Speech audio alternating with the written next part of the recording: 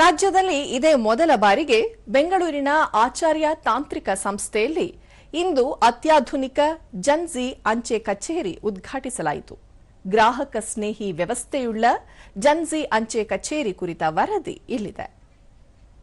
ಸಾಂಪ್ರದಾಯಿಕ ಅಂಚೆ ಕಚೇರಿಯೊಂದು ಇದೀಗ ಅತ್ಯಾಧುನಿಕ ರೀತಿಯಲ್ಲಿ ಪರಿವರ್ತನೆಗೊಂಡಿದ್ದು, ವಿದ್ಯಾರ್ಥಿಗಳೇ ಈ ಅಂಚೆ ಕಚೇರಿಯನ್ನು ಉದ್ಘಾಟಿಸಿದ್ದು ವಿಶೇಷವಾಗಿದೆ.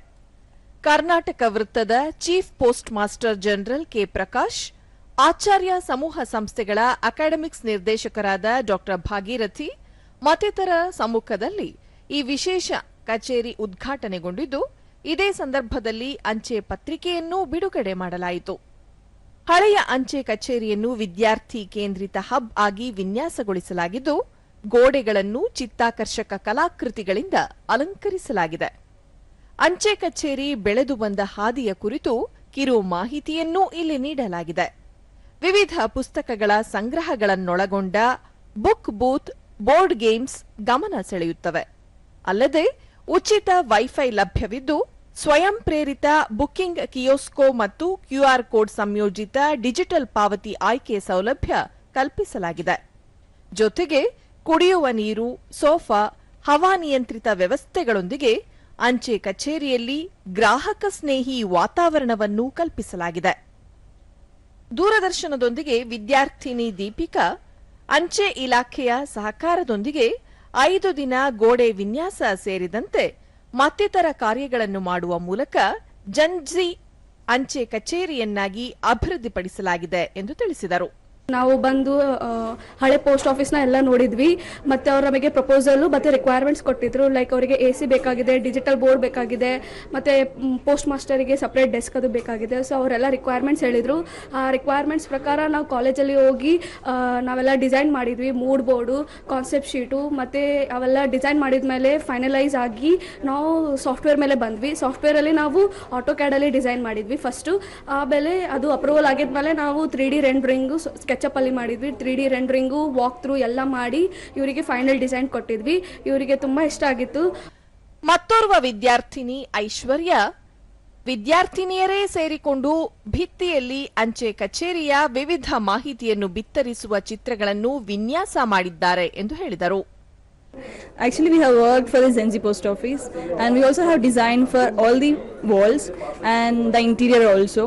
And we are making it in a Zenzi way so that the students can come here and chill out. We have a coffee express machine also, and we have printer and display also. All the students, it will be very helpful for the students to easily access to it. Yeah. Thank you. Come visit. ವಿದ್ಯಾರ್ಥಿನಿ ಅಲ್ಕದನ ಯುವ ಜನತೆಯನ್ನು So we got this proposal 1 month back, and we were trying to fulfill the requirement. The theme was, and one wall we have given a timeline of post office from which year to which year digital post Indian Post Banking started. So we give a timeline, and one wall we have included Acharya students or Acharya Institute, each full form, each courses. And one wall has been seen. This is a Bangalore map where Bangalore's each important metro, Vidyan Sauda, everything like ISKCON temple, everything we have sketched. K Prakash, ಸ್ವಾತಂತ್ರ್ಯ ನಂತರ ದೇಶದಲ್ಲಿ ಅಂಚೆ ಇಲಾಖೆಯಲ್ಲಿ ಸಾಕಷ್ಟು ಬದಲಾವಣೆಗಳಾಗಿದ್ದು, ಯುವ ಜನತೆಯನ್ನು ಗುರಿಯಾಗಿಟ್ಟುಕೊಂಡು ರಾಜ್ಯದಲ್ಲಿ ಇದೇ ಮೊದಲ ಬಾರಿಗೆ ಕಾಲೇಜು ಕ್ಯಾಂಪಸ್ನಲ್ಲಿ ಅತ್ಯಾಧುನಿಕ ರೀತಿಯ ಅಂಚೆ ಕಚೇರಿ ತೆರೆಯಲಾಗಿದೆ. ಮುಂದಿನ ದಿನಗಳಲ್ಲಿ ಇಂತಹ ಮತ್ತಷ್ಟು ಕೇಂದ್ರಗಳನ್ನು ತೆರೆಯಲಾಗುವುದು ಎಂದು ಮಾಹಿತಿ ನೀಡಿದರು. So it's a very vibrant place. People can come and spend their time and also avail the postal services, all in the digital mode. You can see there's a standee there. They can do their own transactions without the intervention of the postal staff. So this is the kind of transformation which we have given to the campuses. The first one was inaugurated in IIT Delhi. It is very well received, and now it is there all over the country. All the campuses start coming up. This is the first in Karnataka. Bengaluru ಪಶ್ಚಿಮ ವಿಭಾಗದ ಅಂಚೆ ಕಚೇರಿಯ ಹಿರಿಯ ಅಧೀಕ್ಷಕರಾದ ಸೂರ್ಯಯು ಯುವ ಜನರಿಗಾಗಿ ಯುವ ಜನತೆಗೋಸ್ಕರ ಎಂಬ ಉದ್ದೇಶದೊಂದಿಗೆ ರಾಜ್ಯದಲ್ಲಿ ಮೊದಲ ಬಾರಿಗೆ ಇಂತಹ ವಿನೂತನ ಅಂಚೆ ಕಚೇರಿಯನ್ನು ಸ್ಥಾಪಿಸಲಾಗಿದೆ ಎಂದು ಹೇಳಿದರು. And this entire ambience of the post office is in the work cafe aesthetics, and it is designed by the students, and this office is opened based on the motto of the students, by the students and for the students. So we wanted to relate with the younger generation, relate the department's products and services to the younger generation.